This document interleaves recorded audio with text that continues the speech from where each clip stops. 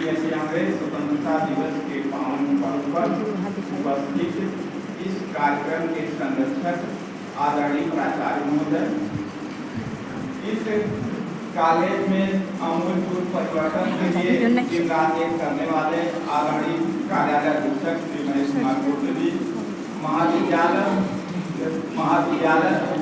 महाविद्यालय में अपनी नियमित सेवा प्रदान कर रहे समाजशास्त्र विभाग में समाजशास्त्र और महाविद्यालय को निरंतर सेवा प्रदान कर रहे डॉक्टर अमरनाथ जी, कार्यक्रम में अपना अमूल्य योगदान देने वाले, बच्चों के बीच निरंतर सक्रिय रहने वाले हमारे अनुज के रूप में अंग्रेजी विभाग में assistant professor doctor Shafiqur Rahman ji, और कार्यक्रम के समारोहक के रूप में डॉक्टर मालिकाम वर्मा जी, और इसके साथ साथ कार्यालय में निरंतर सेवा प्रदान कर रहे अमन मिश्रा जी, अनिल यादव जी, और इसके साथ साथ महाविद्यालय के में उपस्थित अत्यंत प्रिय बच्चों, इस 19वें स्वतंत्रता दिवस के अवसर पर आप सभी को बहुत बहुत बधाइयाँ और शुभकामनाएं। एक चीज भूल गए, आज जी भूलता जी, ये जी वो जी।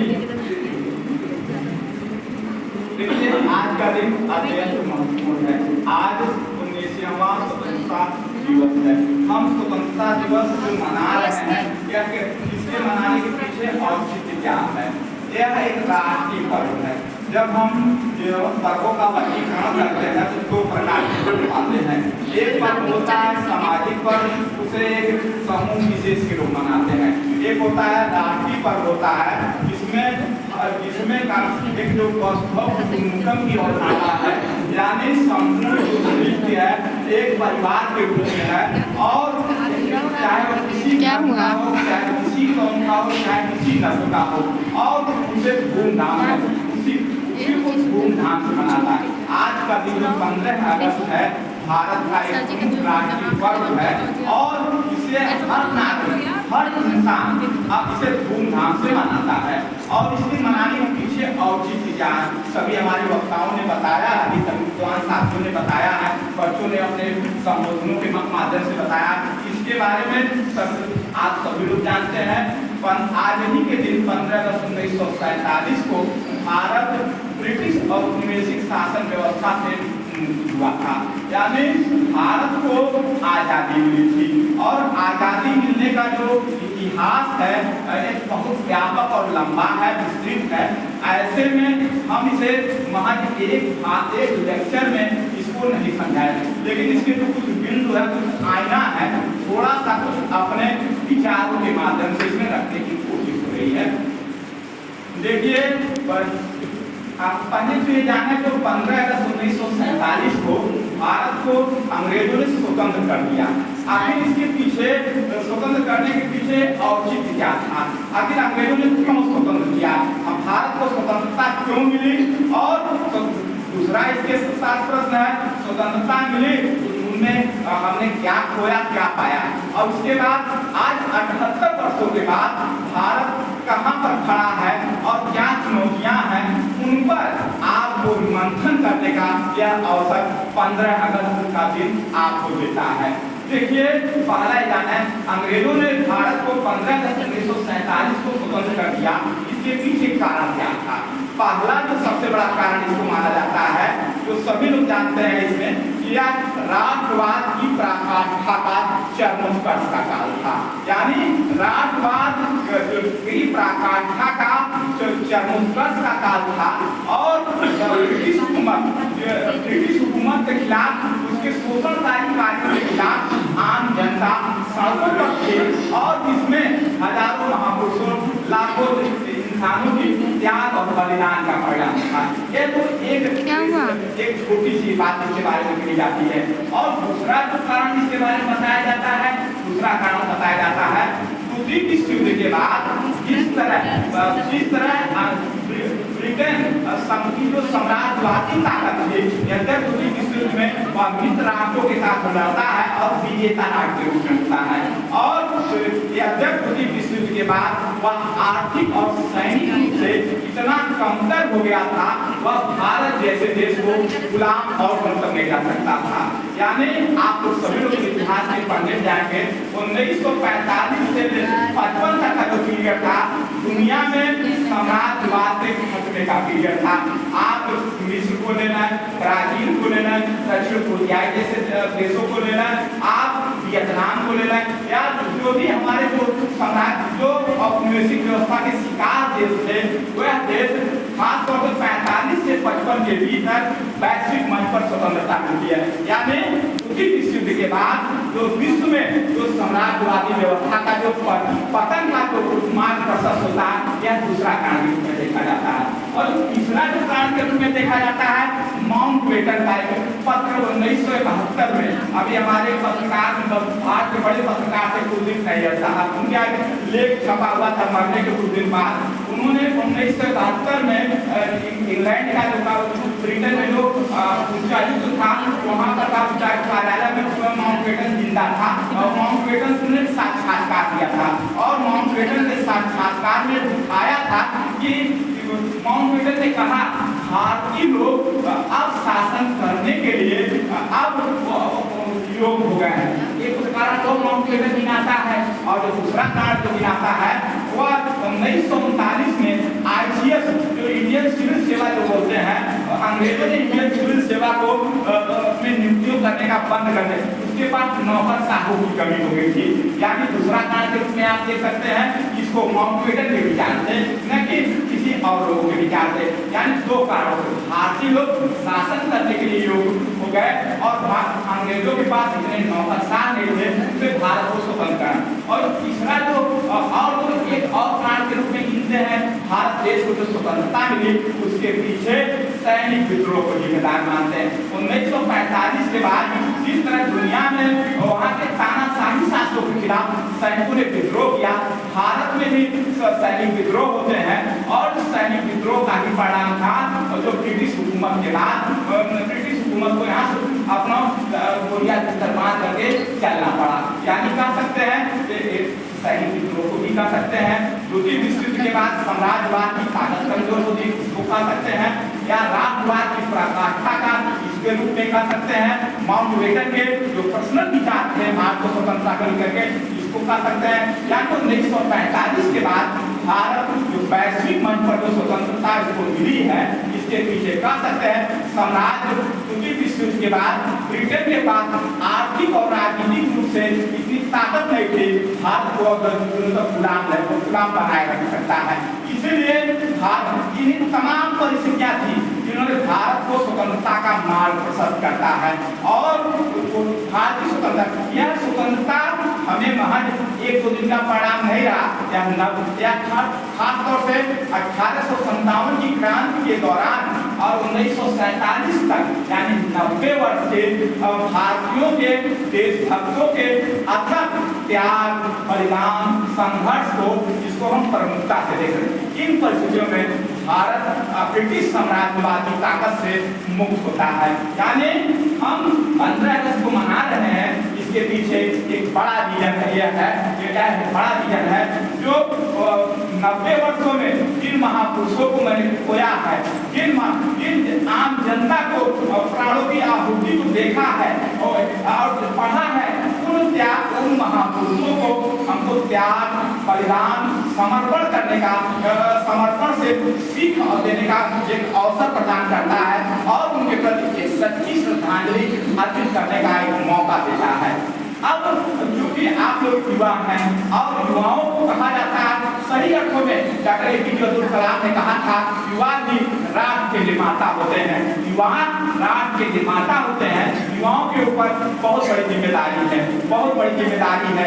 इसलिए आप लोग कम से कम आज जो 78 साल बीत चुके आजादी के बाद, निसंदेह भारत चाहे कला के क्षेत्र में हो, चाहे साहित्य के क्षेत्र में हो, चाहे विज्ञान के क्षेत्र में हो, चाहे आंतरिक प्रौद्योगिकी के क्षेत्र में, भारत ने हर क्षेत्र में प्रगति की है। निसंदेह आप जब जिस समय भारत देश स्वतंत्र हुआ था तो जिस समय खाद्यान्न के मसले पर दूसरे मुल्कों पर आश्रित था और 1967 में एम.एस. स्वामीनाथन और जिसे इंदिरा गांधी के अथक प्रयास के फलस्वरूप 1967 के दौर में भारत में हरित क्रांति आती है। आज भारत खाद्यान्न के मामले पर न सिर्फ आत्मनिर्भर है अपितु दुनिया के छोटे मुल्कों को खाद्यान्न मुहैया कराता है। और इसी के हम दूसरे क्षेत्र में हम नीचे दूसरे क्षेत्र में जाए आंतरिक के क्षेत्र में अभी परसों एक बड़े आंतरिक वैज्ञानिक का जन्मदिन था विक्रम साराभाई एक अहमदाबाद के वैद्य परिवार से ताल्लुकात करते थे और विक्रम साराभाई को भारत में आंतरिक कार्यक्रम का जनक माना जाता है और विक्रम साराभाई ने भारत में आंतरिक प्रौद्योगिकी की शुरुआत की। आज इसका परिणाम था दुनिया के 4 मुल्क जो चंद्रयान मिशन क्लब में शामिल है, भारत में उस क्लब में एक सदस्य के रूप में है। यह आंतरिक क्षेत्र में भारत की बहुत बड़ी उपलब्धि है और खाद्यान्न और आंतरिक के साथ आप देख सकते हैं और भी जो भिन्न क्षेत्र हैं उनमें भी भारत ने अभूतपूर्व प्रगति की है। चाहे वह कला का क्षेत्र हो, चाहे आप कह सकते हैं स्वास्थ्य का क्षेत्र हो। जब देश भारत 1947 में स्वतंत्र हुआ था तो भारत में जो औसत आय की जो दर थी वह मात्र 33 से 35 साल थी। आज 63 साल प्रति व्यक्ति औसत आयु है। कहने का मतलब है स्वास्थ्य के क्षेत्र में भी भारत में उल्लेखनीय प्रगति हुई है। और इसके साथ साथ हमारी जो शिक्षा व्यवस्थाएं जो थी जिस समय भारत देश स्वतंत्र हुआ था उस समय भारत में महज 52 यूनिवर्सिटियां थी देश भर में 52 यूनिवर्सिटी। आज यह बढ़ करके 720 से लगभग विश्वविद्यालय भारत में हो गए हैं, जहाँ पर लगभग 500 कॉलेजेस हुआ करते थे, आज बढ़ करके 10,000 कॉलेजेस हो गए हैं भारत में। और इसके साथ साथ इतना ही नहीं, या दुनिया के किसी भी मुल्क में हो, आप अमेरिका जैसे देश में एक सर्वे आया हुआ था कुछ समय पहले, अमेरिका के विश्वविद्यालयों में 43,000 प्रोफेसर हैं जिसमें 5800 भारतीय मूल के हैं। यानी हर क्षेत्र में हमने प्रगति किया, चाहे साहित्य के क्षेत्र में हो, चाहे विज्ञान के क्षेत्र में हो, चाहे खाद्यान्न के क्षेत्र में हो, चाहे स्वास्थ्य के क्षेत्र में हो, हर क्षेत्रों में मैंने प्रगति किया है। भारत की एक प्रगति रही है, लेकिन कुछ समस्याएं हैं भारत के संदर्भ में। जब हम पूर्वोत्तर के क्षेत्र में जाते हैं तो खासतौर से उत्तर भारत के क्षेत्र में जाते हैं, वहाँ पर क्रॉस बॉर्डर टेररिज्म का इशू है, सीमा पार आतंक। और जब मध्य भारत के क्षेत्र में जाते हैं तो नक्सलवाद की समस्या है और इसके साथ साथ जब पूर्वोत्तर भारत में जाते हैं तो अलगाववाद की समस्या है और इसके साथ साथ और तो हमारे पास जो चुनौतियां हैं युवाओं के प्रति रोजगार की चुनौती है और उसके साथ साथ रोजगार के साथ साथ और भी चुनौतियां हैं। यानी कहने का मतलब है युवाओं के प्रति आप करना क्या है। देखिए सबसे बड़ा ये जो अवसर आपको मिल रहा है, यह अवसर आपको किस रूप में देखा रहा है।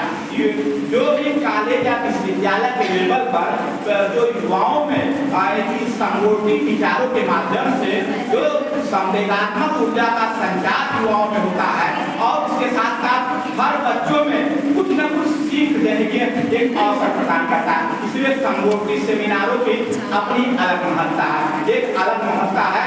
इसलिए आप सभी युवाओं का धर्म है आप अपने दायित्व को समझिए। यदि आपने अपने दायित्व को समझा है तो निसंदेह आप सब कुछ आप अपने दायित्व का मतलब धर्म से है। धर्म का बहुत व्यापक कंसेप्ट है, उसको एक लेक्चर और एक व्याख्यान में नहीं देखा जा सकता। जो अपना दायित्व है आपकी रिस्पॉन्सिबिलिटी है उसके प्रति आप जागरूक रहिए। स्वतंत्रता ने हमको अधिकार दिया है, जीवन जीने का अधिकार दिया है, पूरे देश में घूमने का अधिकार दिया है, पूरे देश में पढ़ने का अधिकार दिया है, हमको हर तरह का अधिकार मिला है, हमको जो भी राइट्स मिले हैं कॉन्स्टिट्यूशन के माध्यम से।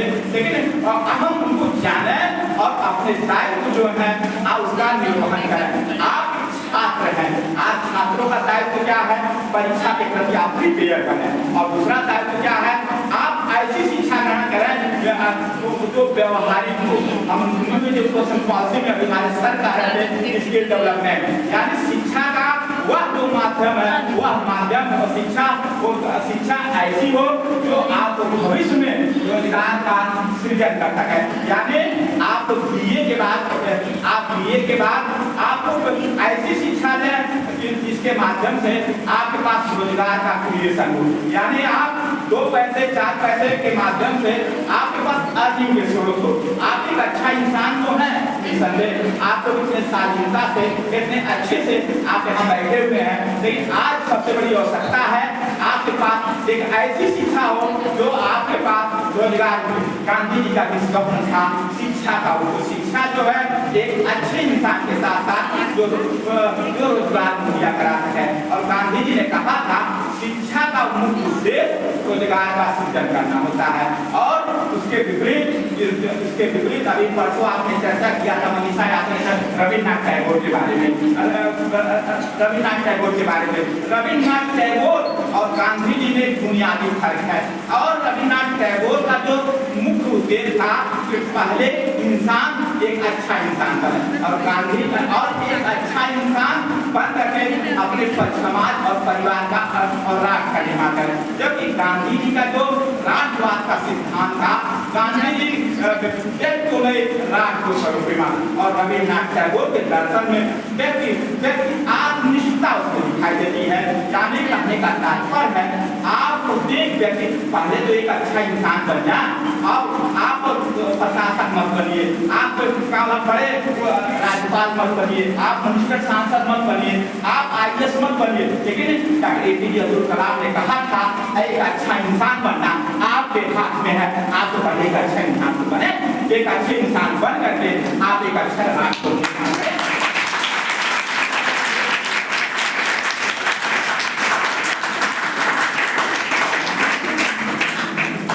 सबसे बड़ी जरूरत है आप एक अच्छा इंसान बने। और एक हमारे अक्सर सच आचार्य प्रसाद द्विवेदी जी की बात करते हैं। आचार्य प्रसाद द्विवेदी का एक कमेंट आया था, उनका जो लेख आता है वह कहते हैं दुनिया में सबसे आसान कोई काम होता है विद्वान बनना। आचार्य प्रसाद द्विवेदी का मैं अमर कांत जी का लेख पढ़ा था, दुनिया में सबसे आसान काम होता है विद्वान बनना। वह कहते थे किसी भी विषय वस्तु पर एक 50 किताबें कोई पढ़ ले तो विद्वान बन जाएगा। यानी आप एक अच्छा इंसान, आप विद्वान बनना आपके हाथ में है। यदि आपने परिस्थितियां आपको बड़े ऊंचे पद पर न ले गई, आप एक अच्छा इंसान और विद्वान बन करके आप जो समाज और परिवार के प्रति जो ऋण है उसको आप चुकता तो करें, उसको चुकता करके आप उसको आगे बढ़ें। यानी यह आपका एक धर्म है। और आज का दिन हमें यही सीख देता है आप एक अच्छे इंसान बने और अपने दायित्वों का बोध कराना। दायित्वों का इसीलिए हम लोग प्रतिवर्ष 15 अगस्त के दिन जिसे राष्ट्रीय पर्व यानी आजादी के बाद 78 वर्षों के बाद भारत के समय जो चुनौतियां हैं उन चुनौतियों को कैसे हम समझें और उन चुनौतियों का निराकरण कैसे करें, इसके लिए सबसे जरूरत की है आप अपने अधिकारों को समझें, अपने दायित्व को समझें और उसके बाद अपने ड्यूटी जो है आपके जो उद्देश्य है और उसको समझें, उसका पालन करें और एक अच्छा इंसान बन करके आगे बढ़ने की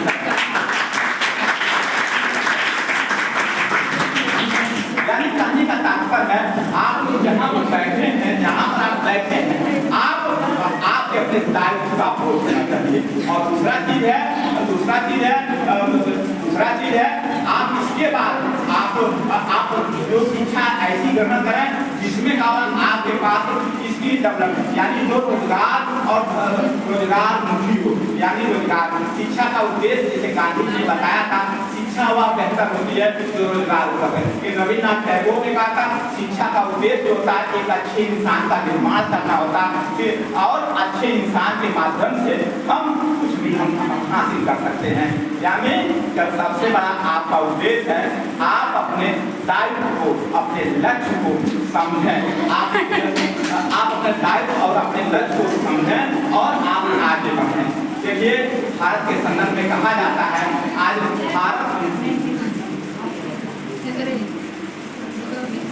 भारत के संदर्भ में कहा जाता है भारत विभिन्न जात, विभिन्न धर्म, विभिन्न पंथों का देश है और इसमें विविधता में एकता भारतीय संस्कृति का मूल मंत्र है। यानी विविधता में एकता और उसके मूल में क्या सहिष्णुता, चाहे किसी भी धर्म का हो, चाहे किसी भी कौम का हो, या किसी भी नस्ल का हो, या किसी भी जात का हो, सहिष्णुता का जो संदेश जो है, यानी जो सहिष्णुता का जो संदेश है वह सहिष्णुता आप एक दूसरे को बांधा हुआ, चाहे किसी भी धर्म का हो, चाहे किसी भी जात का हो, किसी भी नस्ल का हो। यानी भारत जब देश स्वतंत्र हुआ, गांधी जी ने मत किया था भारत आज नहीं तो कल बिखर जाएगा, लेकिन आजादी के 78 वर्षों के बाद भारत एक अक्षुण राष्ट्र है। जो ब्रिटिश साम्राज्यवादी अवधारणा जो थी उसको हमने खंडित किया, और वह खंडित कैसे हुआ, आप हर साल जो 15 अगस्त मना करके जो शिक्षा ग्रहण करते हैं और उसका प्रचार परिवार और समाज में देखते हैं, यही 15 अगस्त है। यानी जॉन स्ट्रेची का जो मत था कि भारत उतना ही विविधताओं से युक्त देश है, रूस को निकाल दिया जा जितना यूरोप के देश है।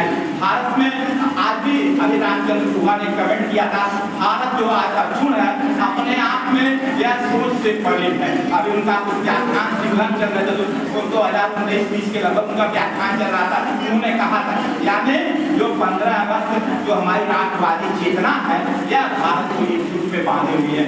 और ये संदेश आप अपने लक्ष्य को जाने, अपने दायित्व को समझें, और हमारे जो ये बच्चे के जो नए बच्चे आए हैं उनके लिए मुफ्त वेलकम है, जो परिवार के सदस्य बने महाविद्यालय परिवार के, उनको तहे दिल से शुभकामना है।